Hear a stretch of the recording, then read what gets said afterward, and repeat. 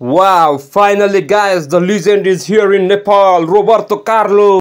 ब्राजिली फुटबलका लिजेन्डरी खेलाडी Roberto Carlos मंगलबार नेपाल आएका छन्। तय छ उनको आगमनसँगै नेपाली फुटबल प्रशंसकहरू उत्साहित हुनेछन्। अहिले चलिरहेको नेपाल सुपर लिग NSL को मौका छोपेर उनी नेपाल आएका हुन्। विश्व खेलकुदका ठूला नाममध्ये उनी नेपाल आउनेमा एकमा पर्नेछन्। बसाइका क्रममा उनले नेपाली समर्थकलाई भेट्ने छन् भने दशरथ रंगशालामा हुने NSL को क्वालिफायर 2 पनि हेर्नेछन्। कार्लोस अहिले 52 वर्षका भए।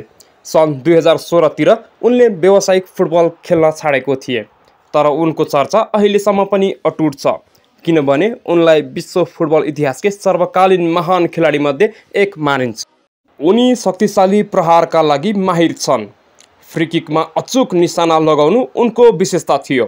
उनले 3 विश्वकप खेले, त्यसमध्ये सन् 1998 मा ब्राजिल फाइनल पुगेको थियो र उपविजेतामै सीमित रह्यो। सन् 2002 मा एसियामा भएको पहिलो विश्वकपमा भने उनी सम्मिलित ब्राजिल च्याम्पियन भएको थियो। उनलाई बढी चिनिने भनेको रियल मैड्रिड खेलाडीका रूपमा हो, जहाँ उनले लगभग 12 वर्ष जति बिताए। उनले अर्को युरोपेली क्लब इन्टर मिलानबाट पनि खेले। ब्राजिली राष्ट्रिय टोलीका लागि 125 पल्ट खेलेर 10 गोल गरेका छन्। त्यसमध्ये 1 गोलको लागि भने उनलाई सधैँ सम्झिने गरिन्छ। अझ विश्व फुटबल इतिहासकै सबैभन्दा उत्कृष्ट, अविश्वसनीय र कहिले पनि चर्चाबाट टाढा नहुने गोलका लागि कार्लोस प्रसिद्ध छन्। यसका लागि सन् 1997 मा फर्किनुपर्छ, जति बेला फ्रान्समा हुन लागेको विश्वकपका लागि तयारी चलिरहेको थियो। त्यसै क्रममा फ्रान्स र ब्राजिल बीच एउटा अन्तर्राष्ट्रिय मैत्रीपूर्ण खेल भएको थियो। त्यो खेल 1-1 को बराबरीमा टुङ्गिएको थियो र त्यसैमा उनले अहिलेसम्मकै रहस्यमय गोल गरेका थिए। त्यसका लागि हामी फर्किनुपर्ने हुन्छ। जुन 3 को दिन त्यो यस्तो गोल थियो जसले विज्ञानलाई पनि चुनौती दिएको थियो। खेलले 21 मिनेट छुँदा उनले 30 यार्ड जतिको दूरीबाट फ्री किक प्रहार गरेका थिए। त्यति बेला फ्रान्सेली गोलरक्षक थिए फाबियन बार्थेज। कार्लोसको शक्तिशाली बायाँ खुट्टाको मद्दतमा गरिएको प्रहार सुरुमा आफ्नै गन्तव्यबाट टाढा दायाँतर्फ जाने देखिएको थियो, तर एकाएक त्यसले आफ्नो बाटो फेर्यो र बायाँ लाग्यो।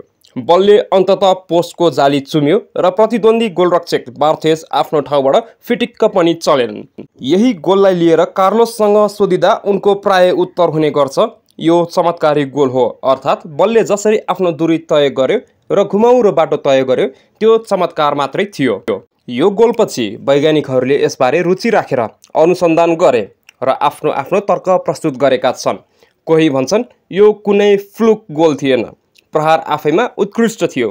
कोही भन्छन् यो गोलका लागि भौतिक विज्ञानको सिद्धान्त बुझ्नुपर्ने हुन्छ र वैज्ञानिकहरूले यसलाई म्याग्नस प्रभाव भनेका छन्। त्यसअनुसार जति बेला बललाई विशेष तरिकाले प्रहार गरिन्छ त्यति बेला यो घुम्ने गर्छ। बलले यात्रा गर्दा यसको तलमाथिको हावाको दबाव फरक हुन्छ। यस्तोमा बलले घुमाउने बाटो तय गर्ने गर्छ। कार्लोसको प्रहारले पनि म्याग्नस प्रभावकै कारण घुमाउने बाटो तय गरेको हो। फुटबलको भाषामा यसलाई बनाना किक पनि भनिन्छ। केहीले भने सजिलो भाषामा भन्दा जति बेला कार्लोसले प्रहार गरे सुरुमा त्यसले एउटा दिशा लिएको थियो, पछि बल हावासँग ठोकिएपछि त्यसले अर्को बाटो लिएको हो।